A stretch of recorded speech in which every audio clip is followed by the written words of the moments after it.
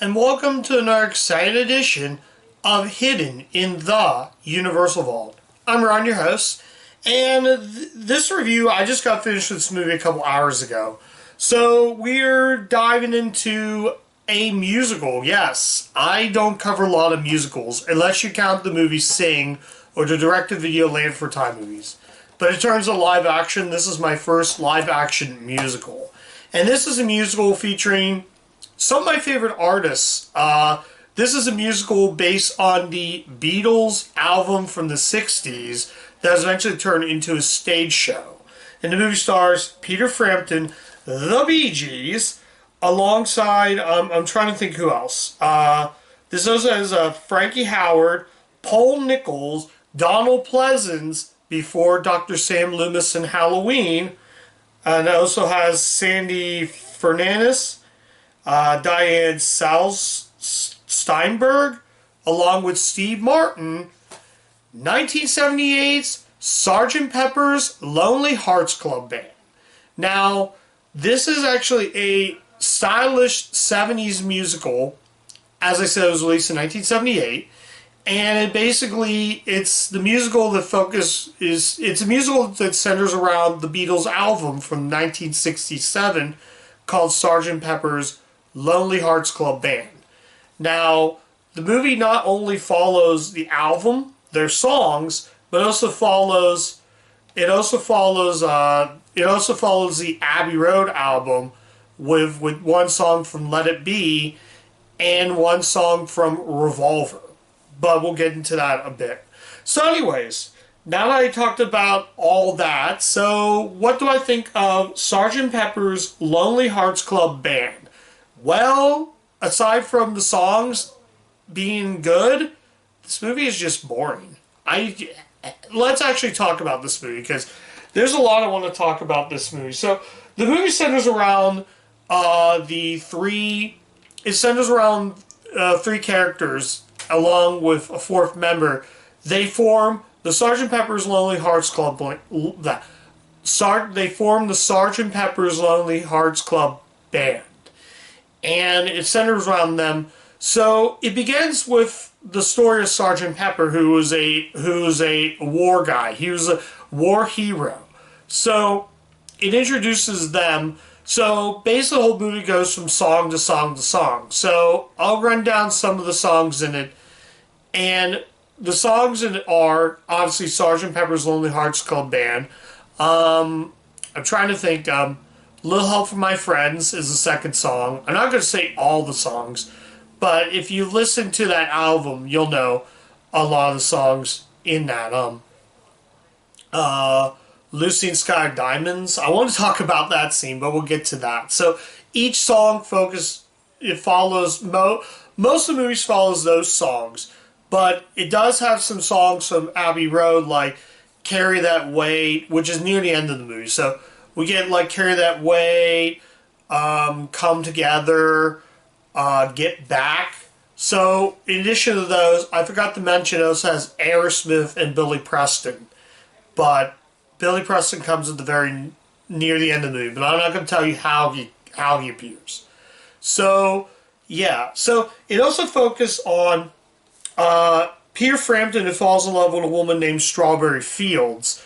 There's a song on Sgt. Pepper's called Strawberry Fields Forever. This is kind of hard to say, and also we get a really nice number with Steve Martin playing. I believe he's Dr. Maxwell Silver. Yeah, Dr. Maxwell Edison. And George Burns plays Mr. Kite, who he is like the main guy. He's the only character that has dialogue. Did I forget to mention our four main leads don't even sing in the movie? They sing, but they don't talk. They don't talk. Even Steve Martin, who has acted in movies, he doesn't talk, he just sings. And I gotta admit, that was the biggest problem I have. I would have loved to see these characters at least talk a bit, but even somebody like Strawberry Fields, she doesn't even talk, she sings. Oh, Alice Cooper, not Alice Cooper, Frank Zappa appears. He sings the song Love. I believe that's Abbey Road. I don't know. I need to refresh my Beatles. I've listened to those albums, and I got to tell you, they're great. If you never listened to the Beatles, which most of this movie is centered around a musical based on albums of one of the greatest rock and roll bands ever created, the Beatles. And just trying to make it into a musical. I mean, I get what they had. I get their idea of what they were trying to do, but personally, it didn't work. I mean, the cinematography and some of the effects are really cool. Like, I love the fact that the one effect in the song, Lucy in the Sky with Diamonds, I forget who sings it, but they sing it, and it starts out with the four members go and they see them sing. But it starts out with them, they're like in dress, okay, fine. Then for some reason they get in they zap into a swimsuit, which is just okay. That's strange. And like one of the members of the Bee Gees is like, he's like that. It's like it's really weird. Like the scene where they get to meet Donald Pleasance, who plays the record agent, and the record agent and signs them. So they get to the pool and they're like seeing these girls. They're like sitting at the pool, relaxing. Obviously, they're relaxing in a swimsuit, and all of a sudden they're just so like, wow. They like never seen anything. It is bizarrely wacky and weird. This would also be sort of similar to another film that had the wacky weirdness of Xanadu with Olivia Newton-John, which I do own Xanadu. I'm going to eventually get to that. But wow. This movie, it's not terrible, but it's not good. There's just, it has some good, like I said, the good effects are good.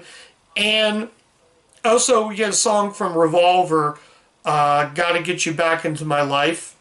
I think, yeah, that's the song. That's a song that Earth, Wind, and Fire play, which I've listened to that before, and that's a great cover, though. But aside from that, the movie is just kind of boring. I really want to like it, and some of the songs are good. It's sad at times, but it's like, I don't know. I get what they were trying to go towards. Also, wanted to mention one thing.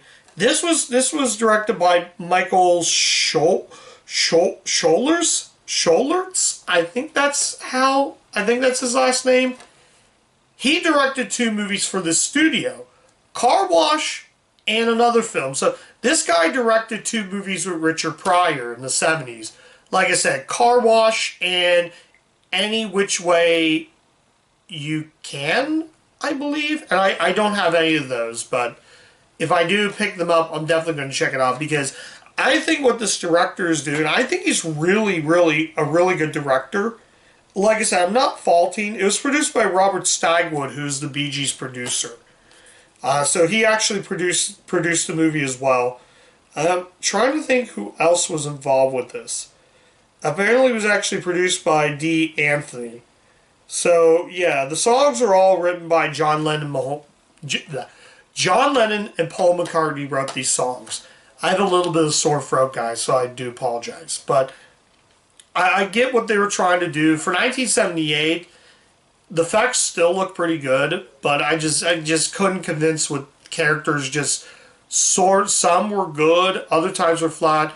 George Burns is another actor who does sing, but he's not, it's terrible. The guy can't sing because he's singing, I forget what song he's singing, but there's a nice number where the members are singing Mr. Kite, which was also off of Sgt. Pepper's, and yeah, like I said, and it's a really cool, it's a circus theme, and some of the choreography, the dance choreography is really good.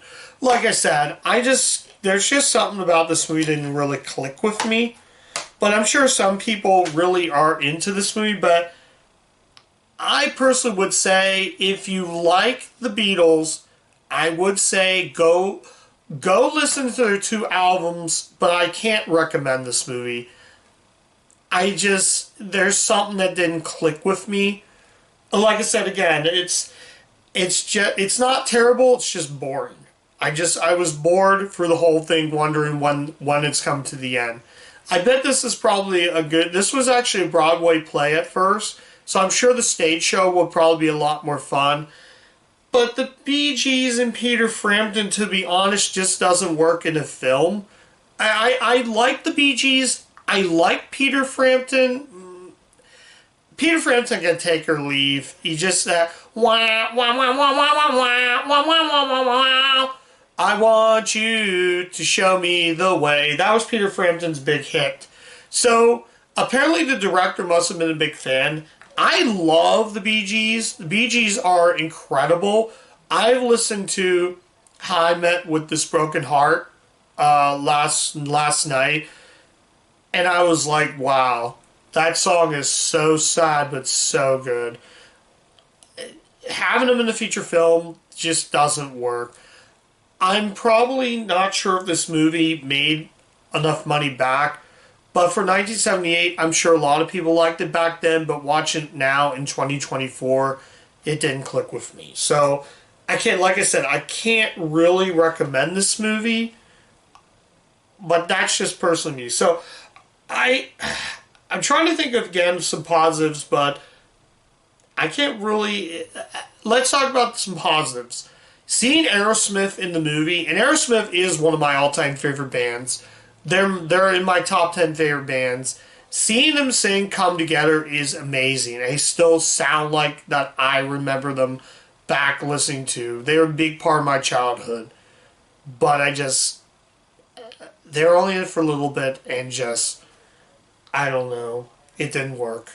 That's just me. But if you like the movie, you might want to check it out. But like I said, I can't recommend this. So, yeah. Let's actually rate the movie. I'm going to give Sgt. Pepper's Lonely Hearts Club... I'm going to give Sgt. Pepper's Lonely Hearts Club Band a 2 out of 5. It didn't work for me. I'm sorry, guys. I really wanted to like this movie, but I just feel... If this movie had some dialogue, I would have bumped it up to. It was close to being a 3 out of 5 because I did like those songs, but I just couldn't. So as of now, a 2 out of 5 is probably what I will keep it rated at. I'm sorry, guys. I'm just looping my voice. I have a sore throat right now, but I'm trying to do this the best I can. So. As it stands, it's going to be a 2 out of 5. And yeah. And that's my review of Sgt. Pepper's Lonely Hearts Club Band. Thank you guys so much for watching. If you do like the content of the channel, you can head over to the channel, click the subscribe button, ring the bell. Well, click the bell, ring the bell to get all my video notifications. I'm also on Letterboxd, guys, so you guys can check me out there as well. And I have a ton of reviews on that channel. So, like I said, yeah, that's all I have to say about the movie. So, if you do, let me know what you guys think of Sgt. Pepper's Lonely Hearts Club Band, and in the comments. So, yeah. And as always, keep watching those Universal movies, and I'll catch you guys next time. Bye.